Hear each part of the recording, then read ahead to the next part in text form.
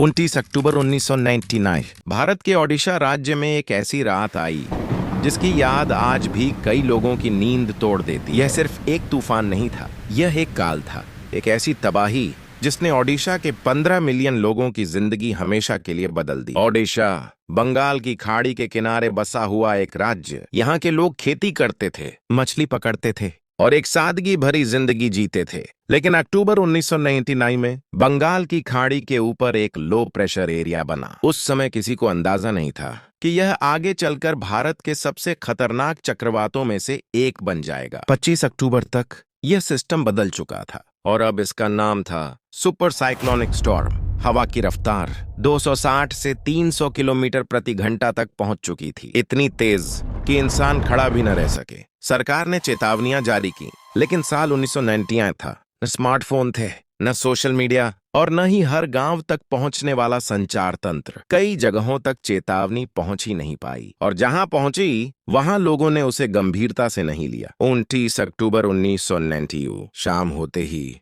हवा बदलने लगी। समुद्र अलग लग रहा था। लहरें जो आमतौर पर 2 या 3 फीट तक होती थीं, अब 25 से 30 फीट तक उठ रही थीं। पारादीप के पास एक गांव में रमेश नाम का एक मछुआरा रहता था, 40 साल का। उसने पूरी जिंदगी समुद्र को देखा था, लेकिन ऐसी हवा उसने पहले कभी नहीं देखी थी। उसने अपने परिवार को एक पक्के घर में छिपाया और बस प्रार्थना करने लगा। रात के लगभग 11 बजे चक्रवात ने पारादीप के पास लैंडफॉल किया। उस समय हवा की रफ्तार थी लगभग 260 किलोमीटर प्रति घंटा। ऐसा लग रहा था जैसे धरती टूट रही हो, लेकिन असली खतरा अभी बाकी था। Storm surge. समुद्र का पानी 7 से 10 मीटर तक उठा और सीधा अंदर घुस गया।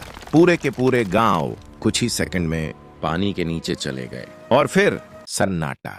30 अक्टूबर 1999 जब सूरज निकला, ओडिशा के तटीय जिले एक कब्रिस्तान जैसे लग रहे थे। 10,000 से ज्यादा लोग अपनी जान गंवा चुके थे। कुछ रिपोर्ट्स यह संख्या 15,000 तक बताती है। 15 मिलियन लोग प्रभावित हुए, लगभग 1.5 मिलियन घर तबाह हो गए। पारादीप, केंद्रपाड़ा, जगत सिंहपुर, बालासोर, एक दिन में सब कुछ बदल गया। न सड़कें थीं, न बिजली, न पानी, न खाना।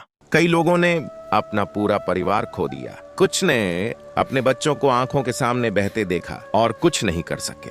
लेकिन यह कहानी सिर्फ तबाही की नहीं है। यह कहानी है उन लोगों की जो बचे, जो लड़े और जो जिंदा रहे।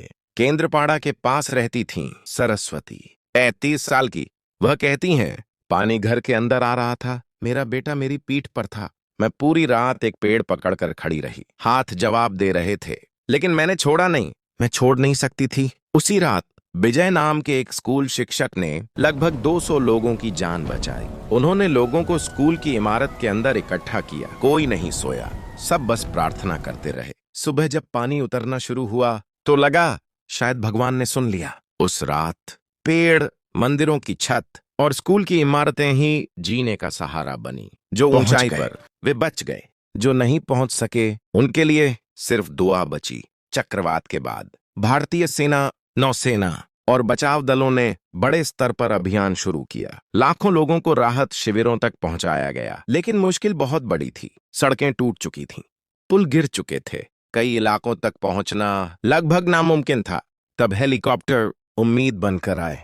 दुनिया भी मदद के लिए आगे आई। America, Japan, United Kingdom medical टीमें भेजी गईं, क्योंकि तब तक एक नई लड़ाई शुरू हो चुकी थी, बीमारियों को रोकने की लड़ाई। लेकिन सच यह भी था, सिस्टम असफल हुआ। संचार कमजोर था, चेतावनी प्रणाली सीमित थी, इंफ्रास्ट्रक्चर टूट गया था और इन सब ने हजारों जिंदगियां छीन ली। लेकिन इसी तबाही ने भारत को बदलने पर मजबूर किया। साइक्लोन शेल्टर बनाए गए, चेतावनी सायरन लगाए गए, तटीय गांवों को तैयार किया गया। बाद में आपदा प्रबंधन व्यवस्था और मजबूत हुई। फिर आया साइक्लोन फाइलिन साल 2013।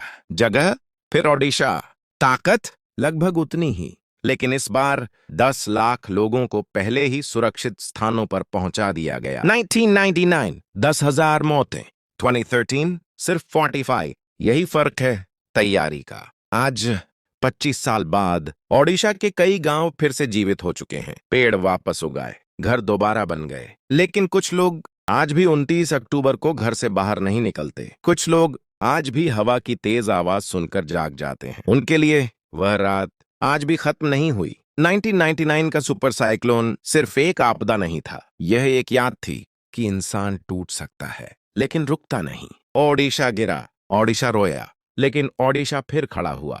29 अक्टूबर 1999 को खोई गई सभी जिंदगियों की याद में